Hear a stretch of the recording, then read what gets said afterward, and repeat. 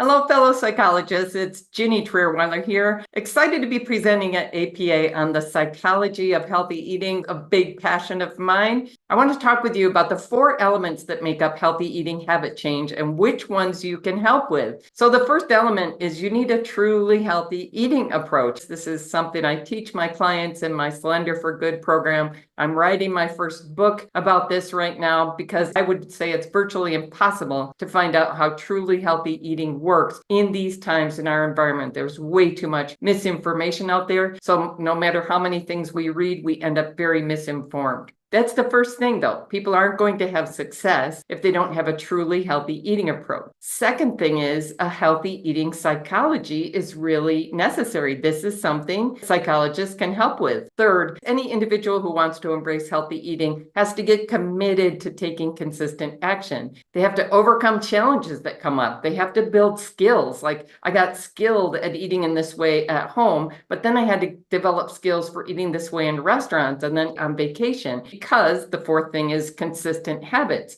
especially if we're dealing with anything where there's addiction risk, which there is with a lot of the non-nutritious foods. And if we're dealing with anything that our society's trying to pull us off of. So getting really consistent with healthy eating habits, this is something psychologists understand. But in this presentation, what I want to do is help you step out of the environment that has misled you as much as it's misled your clients. My key points are truly healthy eating is very different from what you think. Like, for example, I discovered what works for transformative results for weight and for major health conditions like diabetes and heart disease and dementia and cancer starts with eating more, not less. And I do have some videos where I talk about this. If you're interested in hearing more about that, there's 3 big categories of challenges to establishing healthy eating as our habit. It gets easier and easier once we get committed to these habits. So recognizing the challenges is something psychologists can help our clients with. What might stop us? What might get in our way? Ask those questions and then help them problem solve. Help them figure out how they'll overcome that challenge so they don't get just completely thrown by it. So psychologists have the expertise to help our clients build a healthy eating psychology. I'm going to show you side by side how a dieting psychology is 180 degrees different from a healthy eating psychology. So how do we help people shift over there? It's a stark contrast to what we've learned healthy eating is in our society, especially if we've done weight loss dieting. I'm going to recommend what you not do.